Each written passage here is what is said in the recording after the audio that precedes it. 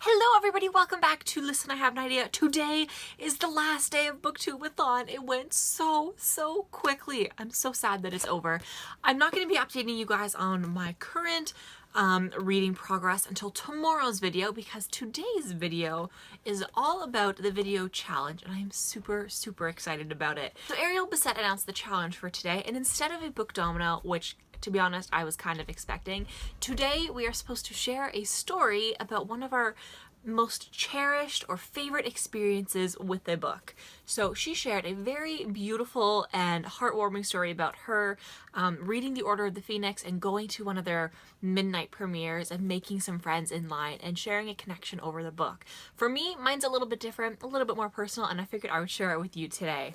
So I started reading in mass quantities when I was in grade 9, so when I was about 13 years old, and I did that because we had a study hall class, and I basically had no homework, and we weren't allowed to be on our phones or any devices, so I took up reading, and that's when I fell in love with reading.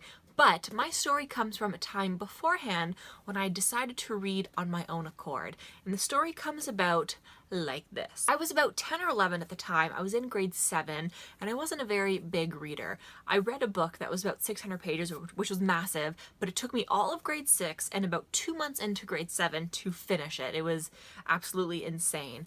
But one day, the guy that sat next to me, he picked up a book from the school library and it just intrigued me. And we were learning about the subject a little bit in school. And the subject surrounds the events of 9/11. The book is a fictional retelling, and it is We All Fall Down by Eric Walters. It's very thin, it's not that big, and it's written for a younger audience, so it was really quick to get through.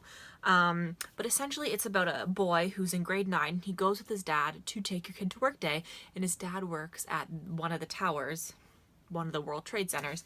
I don't remember which tower. But in the book, it discusses and it follows them as they live through the attack and they're trying to make it out alive. They end up climbing down all of the stairs, and it's just a heartbreaking story. So in school, I did something very bad. I snuck into my desk partner's desk during recess, took the book out of it, and started reading it. I stayed inside for recess, which you really weren't supposed to do back then, and I just consumed as much of the book as I could in that 15 minutes. And I did that for about 2 or 3 days before I convinced my parents to take me to Chapters and to buy this book. So this is the original copy. I think it is a first edition. Doesn't matter if it is or not. But we went to Chapters and we picked it up and I finished the book that night. And this was the first book to ever make me cry. I got so emotional as I was reading it because it did something. I felt what the characters were feeling. And at the very end, there's this very sad, really emotional scene, and as I was reading it, I couldn't keep my composure. I was just so overwhelmed by the emotions, and just I kind of didn't know what to expect. I didn't know that books could make you feel that way, because before then I wasn't reading books for enjoyment. I was reading them because I was being made to read them by the teachers and my parents as well. They would make me read books, but this was one of the first books that I ever really wanted to sink my teeth into and to actually read, and I am so glad that I did. I haven't read it since. It's been 10 years since I read this book.